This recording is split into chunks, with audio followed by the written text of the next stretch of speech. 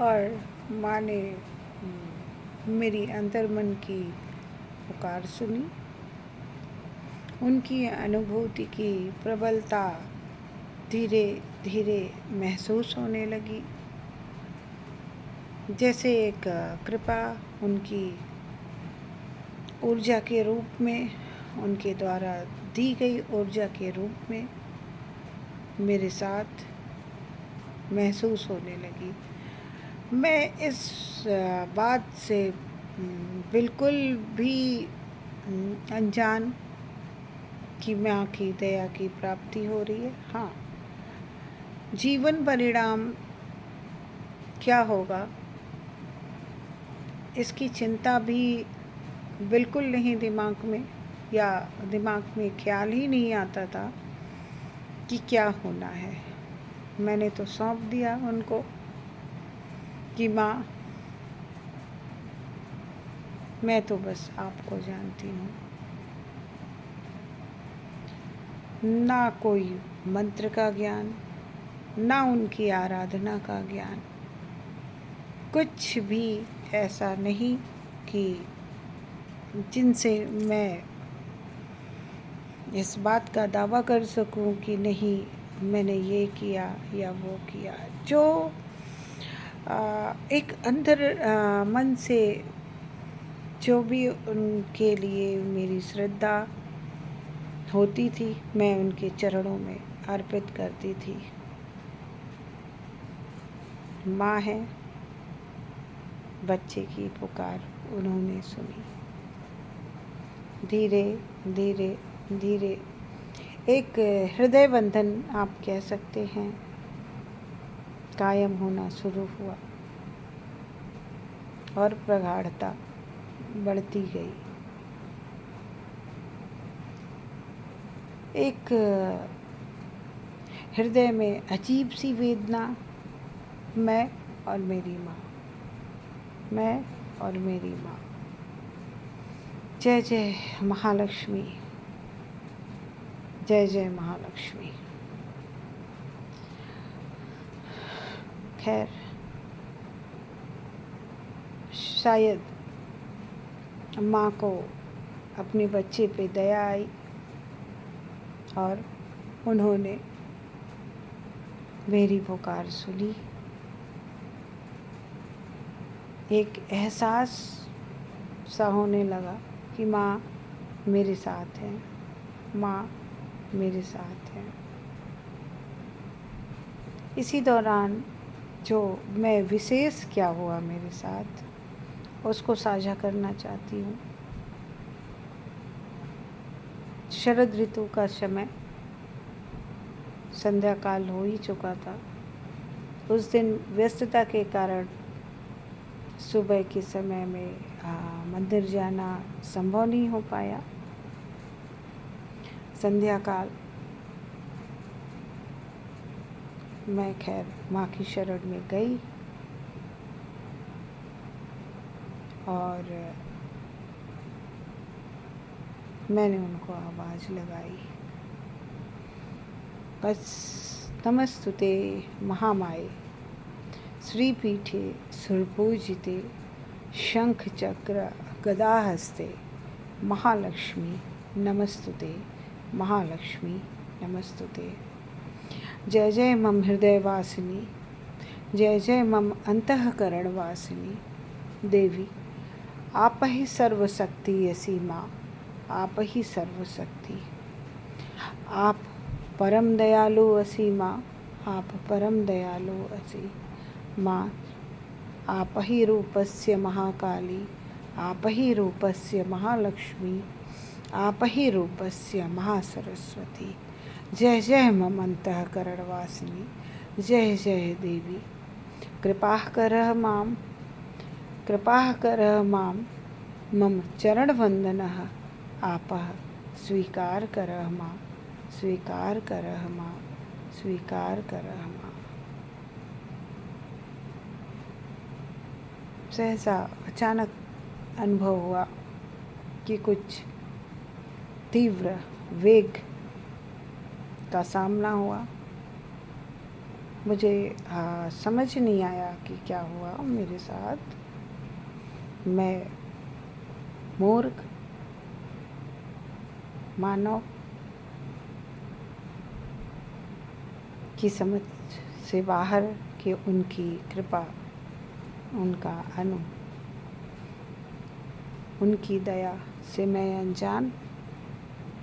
खैर, माँ से पुनः मैंने प्रार्थना की और मुझे ये कहीं डर हो गया कि मेरे द्वारा कोई त्रुटि तो नहीं हुई कि जो ये अनुभव हो रहा है। और मैं बिल्कुल कुछ समय के लिए ठहर सी गई। मेरी माँ ही जाने।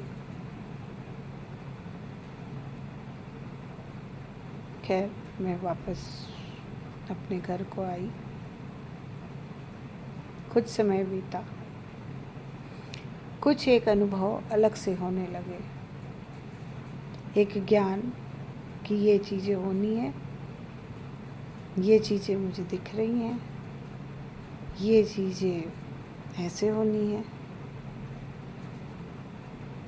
खैर, माँ मेरे साथ हो गई, माँ मेरे साथ थी। चीज़ें, जो भी घटनाएं थी, वो प्रत्यक्ष रूप से सामने आती चली जा रही थी। कभी कभी, और खैर मैंने इस बात का जिक्र अपने घर में भी किसी से नहीं किया, क्योंकि जब हमारा समय अनुकूल नहीं चलता है तो हम बहुत से विचारों से गुजरते हैं। तो ऐसा ना हो कि वो मेरे दिमाग की उपज है या कुछ है। यही सोच के मैं अपने मन को दिलासा देती रही। जब भी कुछ कठिन समय आए, एक ही प्रार्थना, माँ, अपने बच्चे के लिए आपको आना पड़ेगा। माँ, अपने बच्चे के लिए आपको आना पड़ेगा। और माँ ने पुकार सुनी। मैं उनको कोटिस कोटिस प्रणाम करती हूँ, उनका चरण वंदन करती हूँ। मेरा मस्तक उनके चरणों पर, जो उनकी दया की प्राप्ति हुई। माँ सबकी रक्षा करे, सबकी मनोकामना पूर्ण करें। इसी के साथ मैं आगे बढ़ती हूँ। कुछ एक घटनाक्रम आगे चलता चला गया।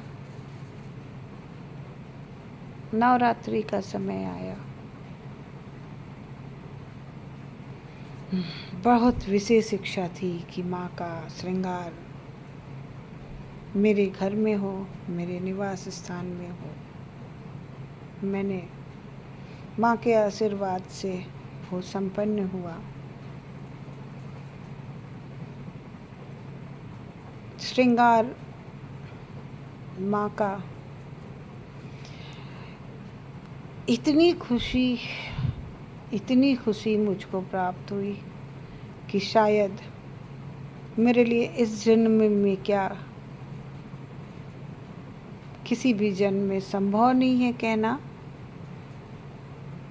कि मुझे वो खुशी मिल रही थी।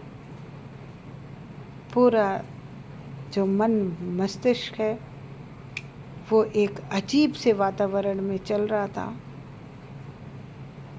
बस माँ की सेवा जो भी कर पा रही थी, अपने को सौभाग्यशाली समझ रही थी कि मेरे द्वारा ये काम माँ की आराधना में संपन्न हो रहा है। खैर, धीरे धीरे आगे बढ़ते चले हम, और स्वतः मेरी मुखवाणी से जो जो बातें निकलती रहीं वो 100% जिसको कह लें, वो सामने आती गई और इसी तरह सिलसिला चल पड़ा जन कल्याण की ओर। मुझसे जो भी संभव होने लगा वो मैं करने लगी, माँ के आदेश के अनुसार। एक अनुभव, एक ज्ञान जो माँ द्वारा दिया जा रहा था,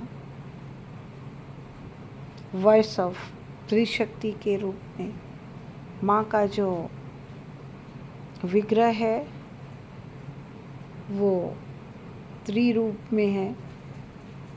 माँ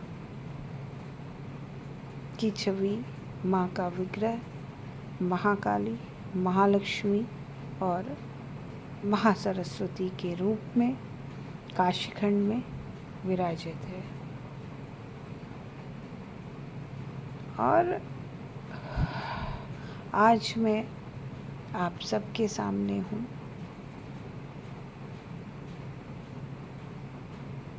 माँ की महिमा है